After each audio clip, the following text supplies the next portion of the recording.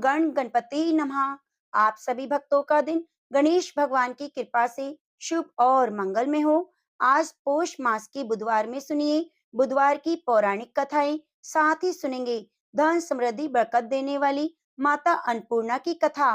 तो इन सभी कथाओं को आप बड़ी श्रद्धा और भक्ति के साथ पूरा अवश्य सुनिए। प्रेम से बोलिए गणेश जी महाराज की जय। बहुत समय पहले की बात है। एक गांव में एक भाई बहन रहते थे। भाई बहुत गरीब था पर उसकी बहन पैसे वाली थी। जब बहन के ननंद का विवाह था तब बहन ने ना तो अपने भाई को विवाह में आने का आमंत्रण दिया और ना ही कोई चिट्ठी भेजी। भाई को तो बाहर वालों से पता चला कि उसकी बहन की ननंद का विवाह है। भाई ने अपने गांव वालों को बताया। तब गांव वालों ने उसकी बहन के लिए चुनरी बिछिया साड़ी जैसा जिससे बन पड़ा कन्या के लिए दिया। सारा सामान लेकर बहन के गांव भाई चला गया। बहन के घर जाने पर बहन की देवरानी बोली, भाभी जी आपके भाई आए हैं। तो बहन ने पूछा, कैसे आए हैं, क्या पहना है? तब देवरानी ने कहा, पैदल आए हैं, फटी पगड़ी धोती पहने हैं। तो बहन बोली, मेरे ससुर बाहर दुकान के सामने बैठे हैं, मुझे शर्म आती है। भाई को बोलो पीछे के दरवाजे से आए। भाई के आते ही बहन ने भाई को एक कमरे में बंद कर बाहर से ताला लगा दिया। एक तरफ लड़की का विवाह हो रहा था, गाजे बाजे बज रहे थे, अतिथियों को भोजन कराया जा रहा था और दूसरी तरफ भाई को कोई भी पानी तक पूछने वाला नहीं था। तभी भांजे की बहू को दया आई और उन्होंने दरवाजा खोल दिया। दरवाजा खुलते ही भाई वहां से भागा। 2 दिन के भूखे प्यासे रहने के कारण उसे चक्कर आने लगे। रास्ते में एक गणेश जी का मंदिर था, वहां जाकर वह गिर गया और रोते रोते गणेश भगवान को अपनी व्यथा सुनाई। बोला, हे गणेश जी महाराज, आज मेरी गरीबी के कारण से मेरी सगी बहन ने मुझे धिक्कार दिया है। घर जाने पर मेरी पत्नी मेरे बच्चे जब पूछेंगे कि विवाह से क्या मिठाई लेकर आए हो तो मैं क्या जवाब दूंगा? तब गणेश जी को उस पर दया आ गई और गणेश जी भगवान बोले, मेरे बगीचे से ककड़ी और तरबूज तोड़कर ले जा। तब भाई ने ककड़ी तोड़कर झोला भर लिया और अपने घर ले आया। घर जाते ही बच्चों ने पूछा, पिताजी बुआ के यहाँ से हम लोगों के लिए क्या लाए हो? झोला खोलते ही छोटे तरबूज सोने की गेंद में बदल गए। बाकी तरबूज काटने से हीरे मोती निकले। पत्नी बोली, आप बहन के घर से इतना कुछ क्यों लाए? आपकी बहन ने हम लोगों को बहुत ज्यादा दे दिया। भाई ने कुछ भी जवाब नहीं दिया। गणेश भगवान की कृपा से उनके दिन बदल गए। भाई का काम धंधा जोरों से चलने लगा। धीरे धीरे गहने कपड़े रहने के लिए मकान बन गए। पत्नी बोली, एक बार ननंद जी को बुलाकर लाओ। तो भाई ने नए कपड़े नए जूते पहनकर रथ में बैठकर अपनी बहन को लेने गए। देवरानी बोली, भाभी जी आपके भाई आए हैं। बहन ने पूछा, कैसे आए हैं और क्या पहना है? तब देवरानी बोली, रथ में बैठकर खूब ठाट बाट से आए हैं। बहन बोली, मेरे भाई को बोलो हवेली के सामने से आए, मेरे ससुर देवर जेठ देखेंगे। भाई का बहन ने खूब सत्कार किया। भाई बोला, मैं तुम्हें लेने आया हूँ। तब बहन ने कहा, मुझे भी बहुत दिन हो गए हैं, चलो मैं चलती हूँ। भाई बहन को लेकर अपने घर आया। भाई और उसकी पत्नी ने बहन का खूब सत्कार किया। जो चीजें मांगी सब बनवा कर दिया। बहन बोली, मुझे एक जोड़ी जूते चाहिए। तब भाई ने मोची को बुलाया और कहा, मेरी बहन के लिए ऐसी जूती बनाओ जो मुंह से बोले। भाई ने बहन को बहुत सारा धन देकर विदा किया पर अभी तक जूती नहीं आई थी। बहन रवाना होने लगी, तभी मोची जूतियां लेकर आया। बहन की जूती पहनते ही जूतियां बोली, निर्धन भाई की पैसे वाली बहन, गणेश जी का बगीचा नहीं होता तो आज क्या करती? बहन तब भाई की पत्नी से पूछने लगी, भाभी ये आवाज कहाँ से आ रही है? तभी भाई ने कहा, सुबह का समय है, कोई जीव जंतु बोल रहे होंगे। भाई ने घोड़े गाड़ी को जल्दी से जाने को कहा। बहन के जाते ही पत्नी जिद करके बैठ गई। जूतियां क्या बोल रही थी? तब पति ने अपनी पूरी आप बीती सुना दी कि कैसे बहन ने मुझे 2 दिन तक भूखा रखा, कमरे में बंद कर दिया। भांजे की बहू ने दरवाजा खोला, तब मैं बाहर आया और गणेश जी की शरण में जा पहुंचा। गणेश जी की कृपा से हमारे दिन बदल गए। उसने अपनी पत्नी को सारी बातें बताई। तब पत्नी बोली, अगर मुझे मालूम होता तो मैं आपकी बहन को कुछ नहीं देती। मेरा दिया हुआ सब कुछ वापस लेकर आओ। तब पति बोला, गणेश भगवान ने हमें सब दिया है। अगर मुझे भूखा प्यासा कमरे में बंद ना करती तो मैं गणेश भगवान के मंदिर क्यों जाता, क्यों अपना दुखड़ा सुनाता। तुम अपना मन मैला ना करो, अपने पर तो गणेश जी की कृपा है, किस चीज की कमी नहीं। फिर दोनों गणेश जी के आगे सर झुकाकर प्रणाम करते हैं और जयकारा लगाते हैं। गणेश जी महाराज, जैसी कृपा आपने गरीब भाई पर करी, वैसे अपने भक्तों पर कृपा बनाए रखना। प्रेम से बोलिए, गणेश जी महाराज की जय। अब आइए सुनते हैं गणेश भगवान की अगली पौराणिक कथा। एक गांव में एक सेठ और सेठानी रहते थे। वे बहुत ही धार्मिक प्रवृत्ति के थे। वे गणेश जी के अनन्य भक्त थे। दोनों बिना चूके हर बुधवार को गणेश जी का व्रत रखते और शाम को ब्राह्मणों को भोजन कराने के बाद अपना व्रत खोलते थे। सेठ जी का काफी बड़ा परिवार था। वे सब आपस में बड़े प्यार और भाईचारे से रहते थे। लेकिन सेठानी और सेठ के कोई संतान नहीं थी। इस विषय पर परिवार और गांव वालों के लोग आपस में बहुत सारी बातें किया करते। सभी लोग सेठानी को बांझ बुलाते थे। यह सभी बातें सुनकर सेठ और सेठानी बहुत दुखी रहते। एक बुधवार के दिन सेठ सेठानी गणेश जी की पूजा संपन्न कराकर मंदिर के बाहर आ रहे थे। तभी उन्हें सीढ़ियों पर एक छोटा सा बच्चा अकेले बैठा हुआ दिखाई दिया। बालक को देखते ही दोनों उसके पास गए और पूछा, तुम्हारे माता पिता कहाँ हैं? लेकिन बच्चे ने अभी तक ठीक से बोलना नहीं सीखा था, इसलिए बोल ही नहीं पाया। पर दोनों सेठ सेठानी बच्चे के पास शाम तक बैठे रहे। तब तक पंडित जी और सेठ जी उनके नौकरों ने आसपास जाकर बच्चे के माता पिता को खोजने की कोशिश की, लेकिन उन्हें बच्चे के माता पिता या बच्चे को खोने की कोई खबर ना मिली। फिर पंडित जी ने सेठ सेठानी को वह बच्चा अपने घर ले जाने के लिए कह दिया। साथ में यह भी कह दिया कि अगर बच्चे के माता पिता यहाँ पर आते हैं तो मैं स्वयं उनके पास आकर बच्चे को ले जाऊंगा। तब सेठ और सेठानी का खुशी का ठिकाना ना रहा। वे दोनों खुशी खुशी उस नन्हे बालक को अपने साथ घर लेकर आए। सेठानी ने बच्चे का नाम अपने आराध्य भगवान श्री गणेश के नाम पर गणेश रख दिया और बड़े ही प्यार दुलार से उसका पालन पोषण करने लगी। कुछ दिनों के बाद उसी गांव में एक ठग पति पत्नी आए। उनका इरादा गांव के सबसे अमीर आदमी को ठगने का था। वे दोनों ठग गणेश मंदिर की सीढ़ियों पर बैठकर सोच विचार कर रहे थे। तभी वहां पर पंडित जी आ गए और गांव में अनजान लोगों को दिखते ही उनसे पूछा कि क्या आपका बच्चा खो गया है? दोनों चोरी चकारी के लिए बहाना ढूंढ रहे थे, इसलिए उन दोनों ने तुरंत ही कह दिया। तब पंडित जी ने कहा कि चिंता की कोई बात नहीं है, आपका बच्चा एक सेठ जी के घर पर पल रहा है। पंडित जी उन दोनों ठगों को सेठ जी के घर पर ले गए। गणेश के माता पिता आ गए। यह सुनकर सेठ और सेठानी बहुत दुखी हुए। सेठ जी ने उन दोनों पति पत्नी को एक रात के लिए अपने अतिथि गृह में ठहराया। अब दोनों ठग सिर्फ मौके की फिराक में थे। उसी रात सभी लोग सो जाने के बाद वे ठग एक एक करके सभी कमरों की तलाशी करने लगे। फिर वे दोनों तिजोरी वाले कमरे में पहुंच गए। छानबीन के वक्त होने वाली छोटी मोटी आवाजों से सेठ जी का एक नौकर जग गया और आवाज की दिशा में तिजोरी वाले कमरे के नजदीक आ गया।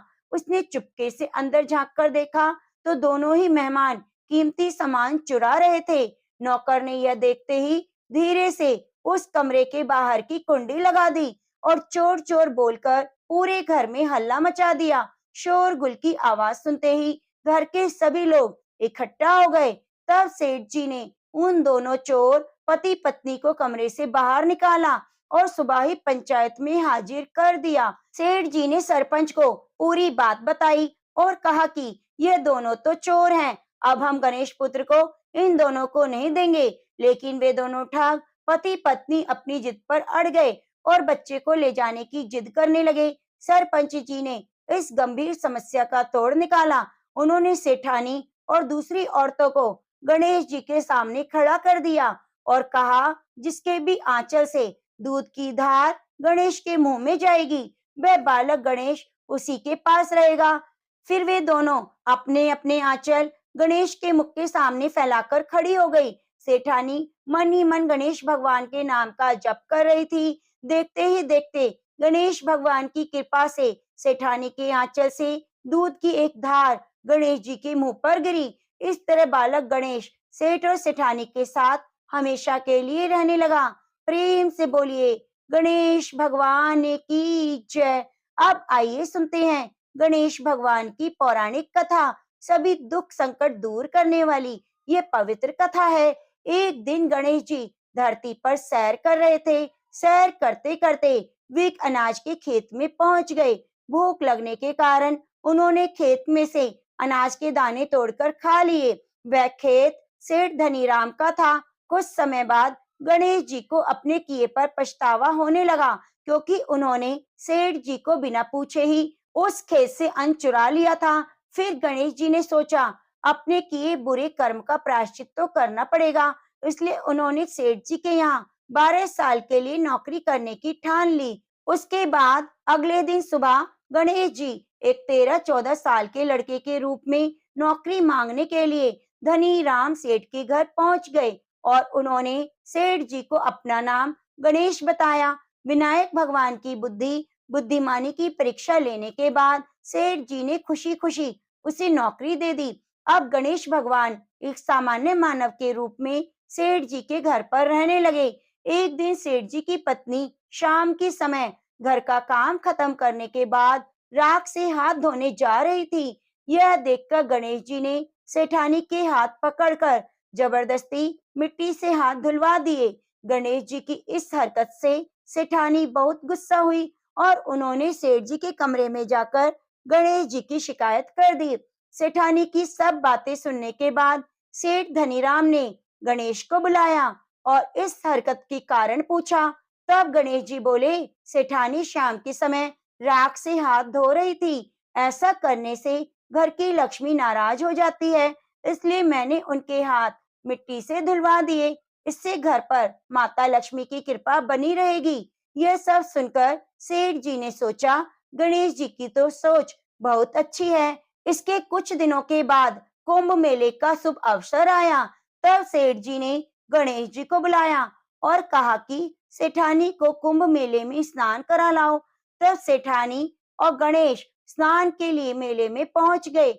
वहां पहुंचने के बाद सेठानी जी नदी के किनारे बैठकर नहाने लगी। उन्हें ऐसा देखकर गणेश दौड़कर आए और सेठानी के दोनों हाथ पकड़कर उन्हें नदी के अंदर ले गए। उन्हें पानी में डुबकी लगाई, फिर किनारे पर ले आए। अब गणेश की इस हरकत से तो सेठानी को बहुत गुस्सा आया। सेठानी जी घर आते आते पूरे रास्ते गणेश को ताने मारने लगी, लेकिन गणेश भगवान सब कुछ शांति से सुन रहे थे। घर आते ही सेठानी ने सेठ जी के पास फिर से खड़े होकर शिकायत की। तब सेठ जी ने फिर से गणेश को बुलाया और पूछा, तुमने ऐसा क्यों किया? गणेश जी बोले, सेठ जी, सेठानी जी नदी के किनारे बैठकर गंदे पानी से नहा रही थीं, तो मैंने नदी में ले जाकर साफ पानी में डुबकी लगवाई। ऐसा करने से उन्हें अगले जन्म में बहुत बड़ा राजपाट और वैभव मिलेगा। सेठ जी ने सोचा, गणेश जी के विचार तो बहुत अच्छे हैं, मेरे परिवार का भला सोचता है। कुछ दिनों के बाद सेठ जी के घर पर पूजा थी। पंडित जी की आने के बाद में सेठ जी ने गणेश से कहा, जाओ सेठानी को बुला लाओ।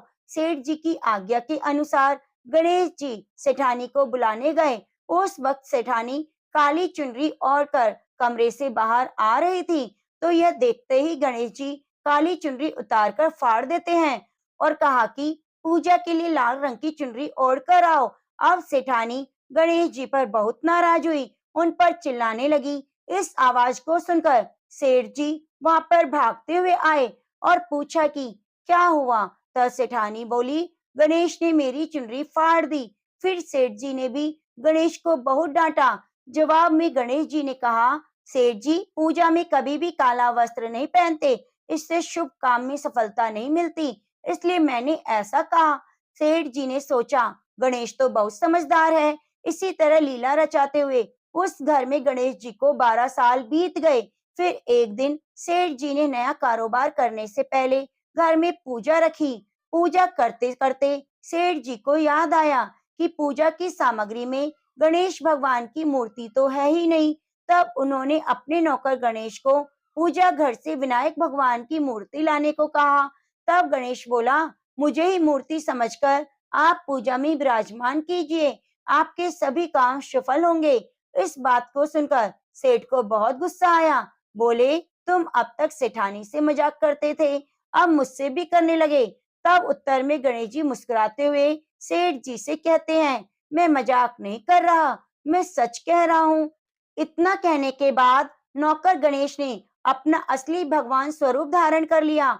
साक्षात गणेश भगवान को सामने देखकर सेठ और सेठानी उनके चरणों में गिर गए। उन्होंने अपनी पूजा संपन्न की। इसके बाद गणेश जी देखते ही देखते अंतर्ध्यान हो गए। बाद में सेठ सेठानी बहुत पछताने लगे कि स्वयं भगवान हमारे घर नौकरी कर रहे थे और हमने उनके साथ कितना बुरा व्यवहार किया, बहुत सारा काम कराया। यह सोचकर दोनों दुखी रहने लगे।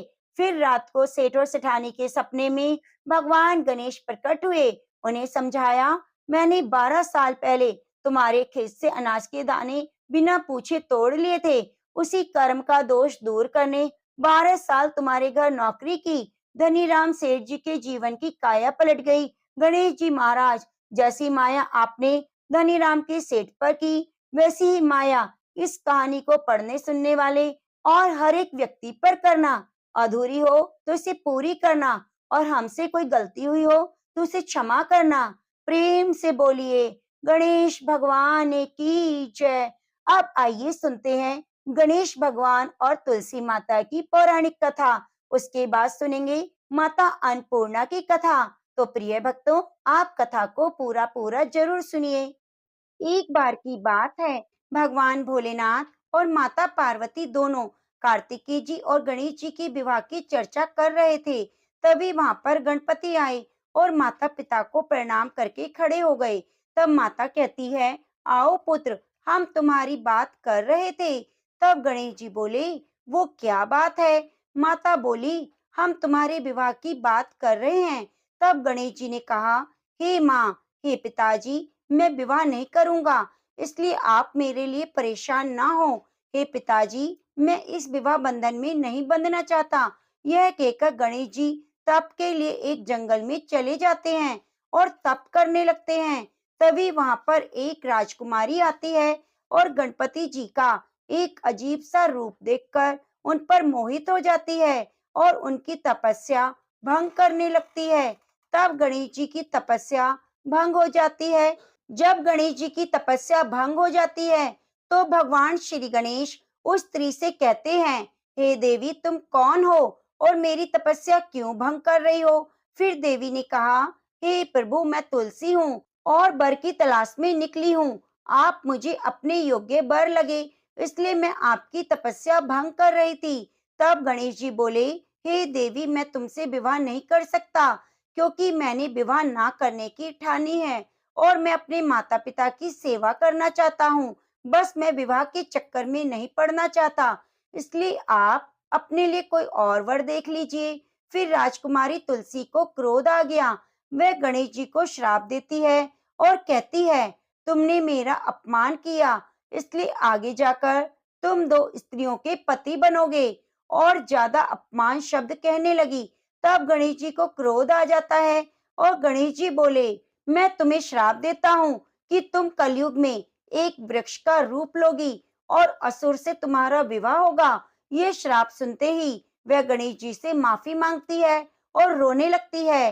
तब गणेश जी उसे रोता देखकर क्षमा कर देते हैं और तुलसी को वरदान देते हैं, तुम कलयुग में पूजी जाओगी। श्री विष्णु की पूजा तुम्हारे बिना अधूरी होगी और मेरी पूजा से तुम दूर रहोगी। घर घर तुम्हारी पूजा होगी, सभी वृक्षों में तुम प्रधान होगी, श्रेष्ठ होगी। जहाँ तुम होगी वहाँ लक्ष्मी का वास होगा। और इस तरह से गणेश जी माता तुलसी को वरदान देकर वहां से चले जाते हैं। कुछ समय के बाद गणेश जी को विवाह का मन करने लगा और विवाह करना चाहते थे, पर कोई भी देवता गणेश जी का अजीब रूप देखकर अपनी पुत्री नहीं देना चाहते थे। जब किसी देवता का विवाह होता तो गणेश जी को बहुत गुस्सा आता। एक दिन गणेश जी और मूषक सेना ने मिलकर एक योजना बनाई। कहा कि जब मेरा विवाह नहीं होता तो मैं किसी का भी विवाह नहीं करने दूंगा। अब क्या था, जब किसी देवता का विवाह होता तो मूषक सेना जाकर वहां पर सब कुछ उथल पुथल कर देती। यह सब देवता देखकर परेशान हो गए और सबने मिलकर ब्रह्मा जी के पास जाने का निर्णय किया। ब्रह्मा जी ने कहा, ठीक है, मैं कुछ करता हूँ। उन्होंने दो कन्याओं को बुलाया, एक रिद्धि, दूसरी सिद्धि। कहा कि तुम दोनों गणेश जी के पास मेरे साथ चलो और जो मैं तुम्हें कहूँ वही काम करना। अब वे तीनों गणेश जी के पास चले। ब्रह्मा जी ने गणेश जी से कहा, यह मेरी पुत्रियां हैं, आप इन्हें ज्ञान दें। गणेश जी ने दोनों को ज्ञान देना शुरू कर दिया।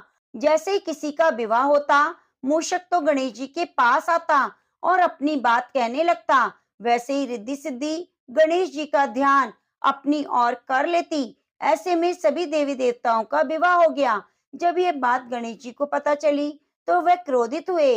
तभी वहां पर ब्रह्मा जी आते हैं और गणेश जी से कहते हैं, आप मेरी दोनों पुत्रियों से विवाह कर लो। यह बात सुनकर गणेश जी खुश हो जाते हैं और बड़ी धूमधाम से गणेश जी का विवाह रिद्धि सिद्धि के साथ हो जाता है। कुछ समय होने के बाद रिद्धि और सिद्धि के दो पुत्र होते हैं। रिद्धि के पुत्र का नाम शुभ और सिद्धि के पुत्र का नाम लाभ होता है। एक कन्या होती है जिसका नाम संतोषी होता है। इस प्रकार से गणेश जी का विवाह संपन्न होता है। तो प्रेम से बोलिए, गणेश भगवान की जय।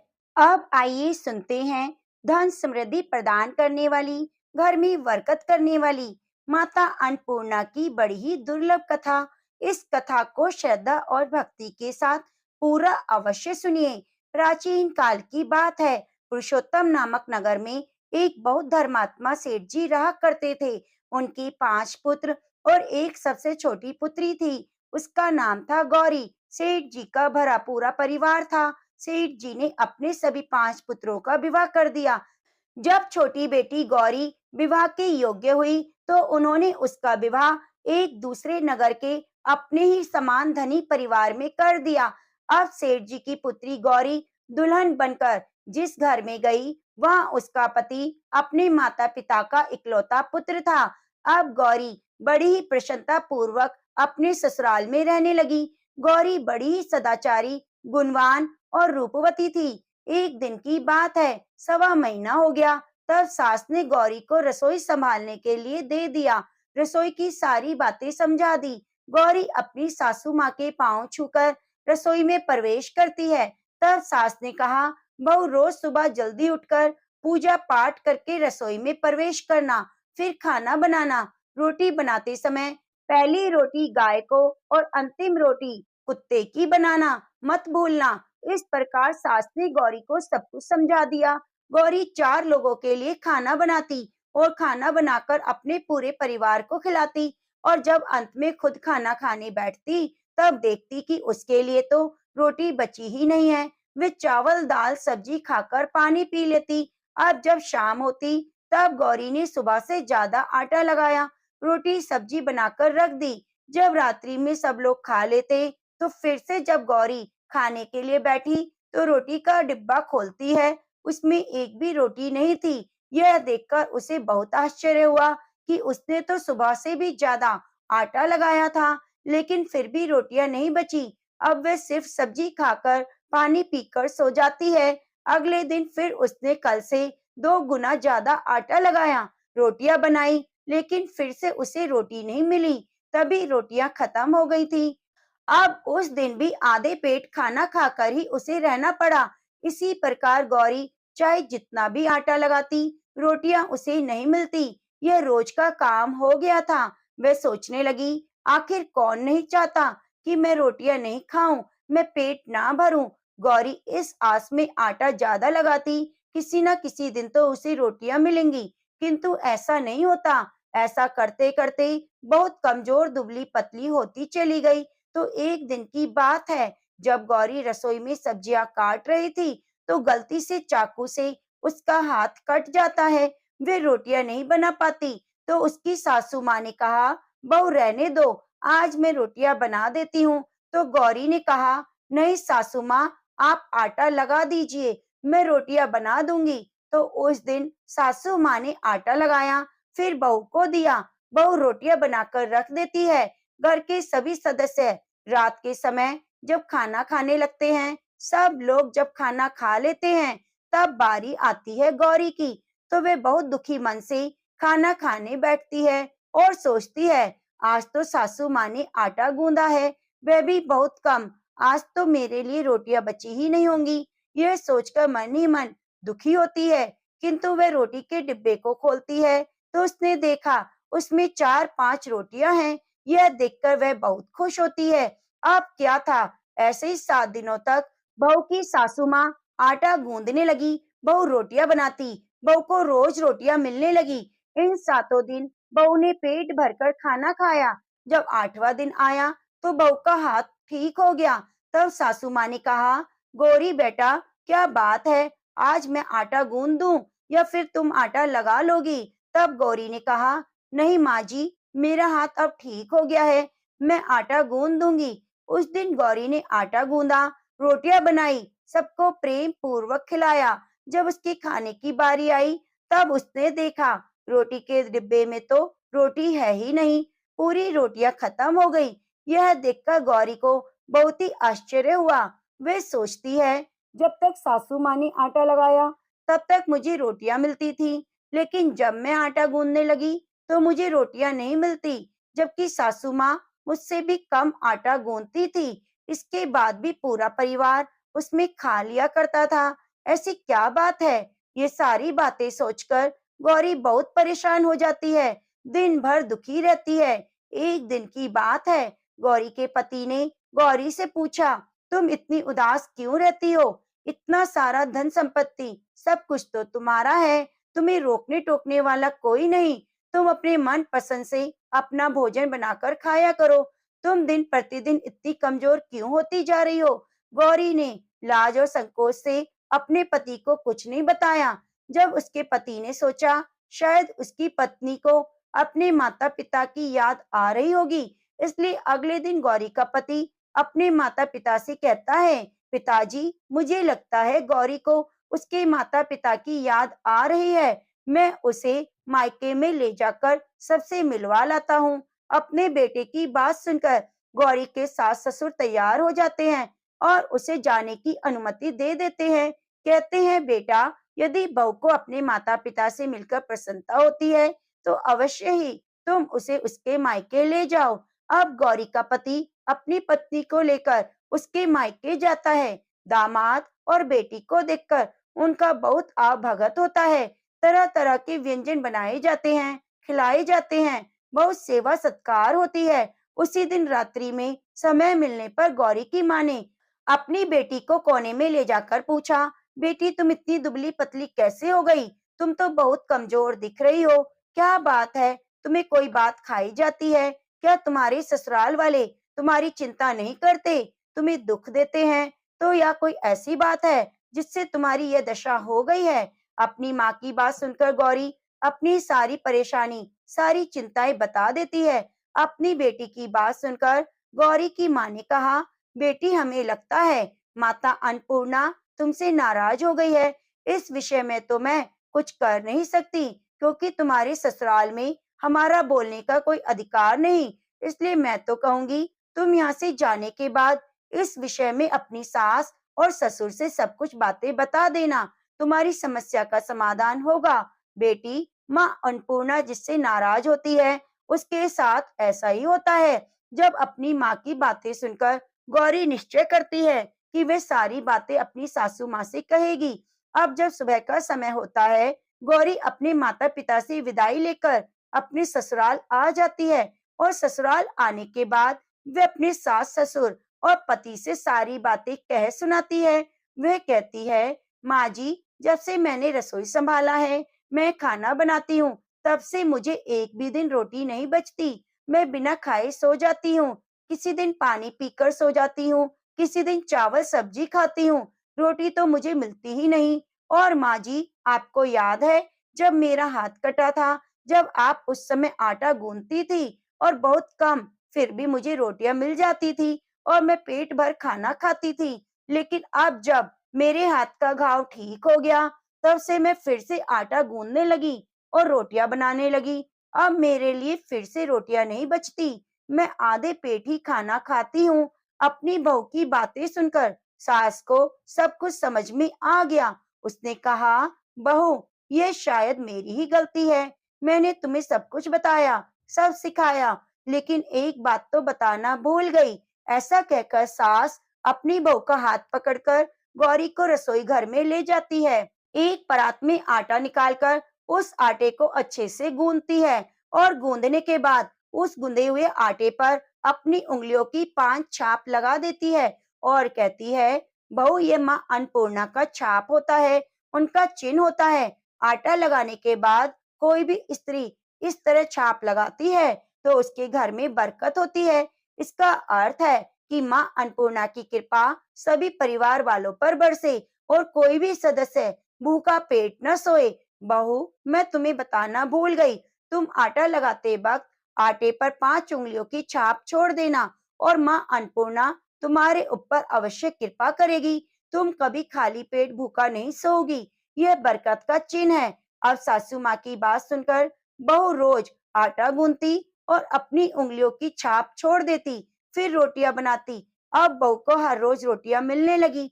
वे भरपेट भोजन करने लगी, स्वस्थ भी हो गई। माँ अन्नपूर्णा की कृपा से उस पर धन धान्य की बरकत हुई और उसके हाथ में माँ अन्नपूर्णा का वास हो गया। घर पर कोई भी सदस्य भूखा नहीं रहता। जो कोई मेहमान आता, भीख मांगने के लिए भिक्षुक आता, उसे भी खाना खिलाकर ही घर से विदा करती। इस प्रकार बहू के ऐसा करने से उसके घर में बरकत होने लगी और अनधन की वर्षा होने लगी। प्रिय भक्तजनों, आटे को गूंदकर उस पर 5 उंगलियों की छाप लगाना हमारी पुरानी परंपरा है। ये माता लक्ष्मी और माँ अन्नपूर्णा का चिन्ह माना जाता है। ऐसा करने से माता अन्नपूर्णा सदैव प्रसन्न रहती है और अपनी कृपा दृष्टि हमारे ऊपर बनाए रखती है। हमारे पूर्वजों से लेकर अब तक ये परंपरा चली आ रही है। माताएं बहनें अपनी 5 उंगलियों की छाप आटे पर अवश्य लगाती हैं और माँ अन्नपूर्णा से प्रार्थना करती हैं कि सबका पेट भरना, सबका कल्याण करना, घर में अन्न धन की वर्षा करना। तो प्रेम से बोलिए, माँ अन्नपूर्णा की जय। ओम नमः शिवाय। आज की कथाएं अगर आपको पसंद आई हैं तो हमारे चैनल को सब्सक्राइब करके बेल आइकन को जरूर दबा लीजिए और वीडियो को लाइक कीजिए। कमेंट में गणेश भगवान की जय, अन्नपूर्णा माता की जय जरूर जरूर लिखिए। ओम श्री गणेशाय नमः।